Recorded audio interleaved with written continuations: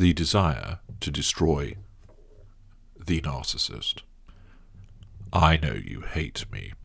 Your kind are filled with love, and then filled with hatred.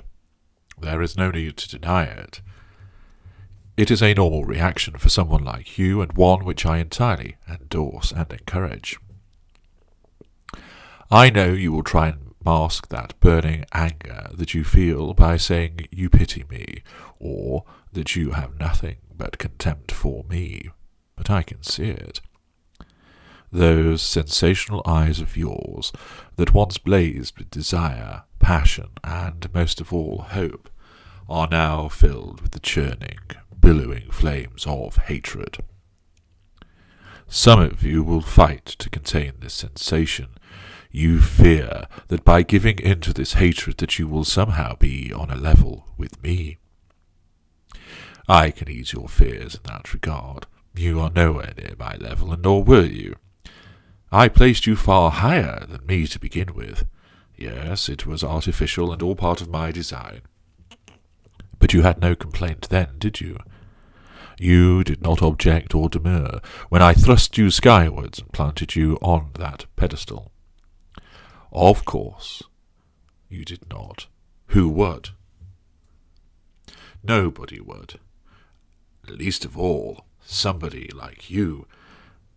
Now you are on your true level, way down below me, cast onto stony ground, broken and shattered. Amazing, though, isn't it, how you managed to summon such an anger from somewhere? How many times had you said to your confidants that you felt numb? Yes, some of them were reporting back to me.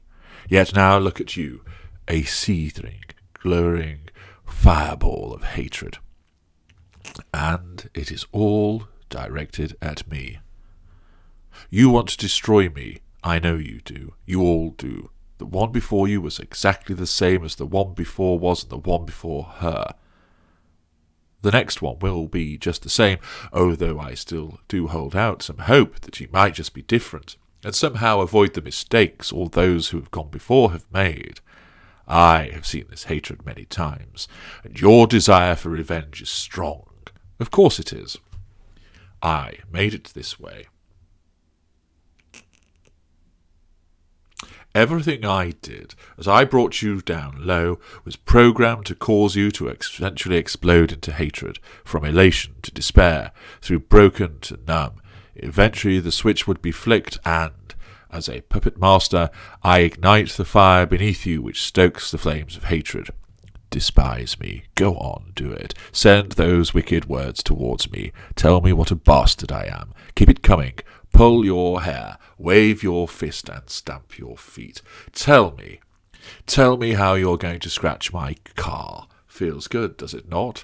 Believe me, it feels even better being on the receiving end of your bile and hate.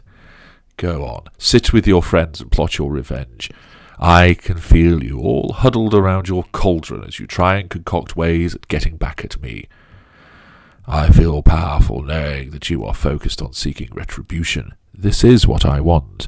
I want to bask in the heat of your anger. I want to be covered in the disgust and distaste that you will spew towards me. I want you scheming, hatching, and planning. By hurting you so deeply, I plant inside you that overwhelming desire to get even with me. It happens every time, and is all part of my master plan to ensure you, my beautiful appliance, keeps pouring fuel in my direction. I make you seek revenge, for in doing so, your planning and ham-fisted execution of the same give me what I want, fuel. You are blinded with your hatred, so that you fail to realize you will not succeed in gaining revenge, not by shouting, spitting, and scratching. Oh no, this overload of howling anger is just a banshee full of fuel to me. I will twist and shift as I thwart your attempts, laughing at your pathetic efforts to try and get one over me. This, of course, will spur you on, as I lead you on yet another merry dance, as I continue to take from you exactly what I need. All you will do, by obsessing over trying to bring me down, is remain ensnared. True, we may no longer be in a formal relationship as husband and wife, etc. any longer, but you are continuing to engage with me. You are thinking about how to bring me down. You are discussing how hateful I am with your friends. You are stalking my online activity. You drive past where I work and where I live to see what I am doing as you plot and hatch. All you are doing is keeping me alive in your mind, making it easier and easier for me to stay there. Your emotional thinking was too high to begin with as a consequence of the ensnarement, and then the unanswered questions when I disengaged from you. You failed to drain your emotional thinking. You failed to allow your logic to gain any kind of foothold. You have read, watched, and listened, but there is no room for it to sink in, because your emotional thinking was too high. And furthermore, it remains too high. It remains too high because your desire to destroy me, to exact revenge, and see me suffer, keeps feeding that emotional thinking. Round and round your thoughts go. You think you are feeling better, no longer sad, no longer hurting, but the anger that has replaced those feelings, or perhaps has temporarily overridden them, means that you have lost insight. Your emotional thinking has you in its grip.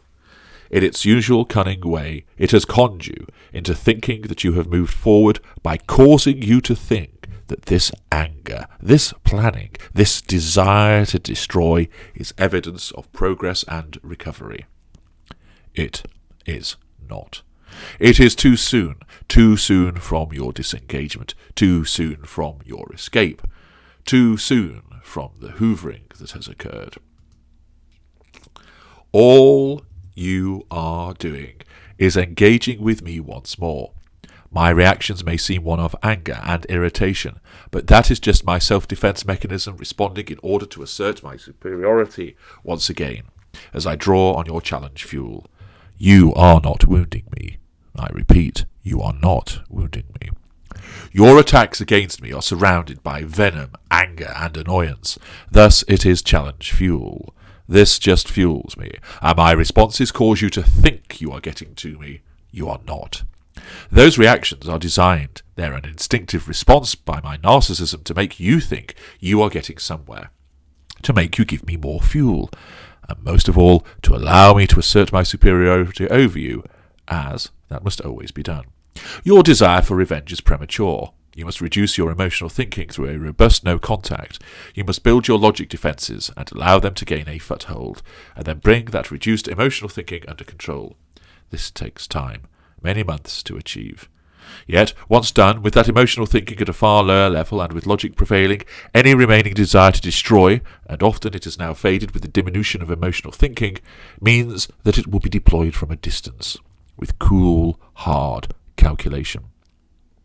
And if you do so in accordance with the steps set out in my work, revenge, then you will avoid being ensnared. You will avoid messing up the revenge campaign, and you are far, far more likely to meet with success.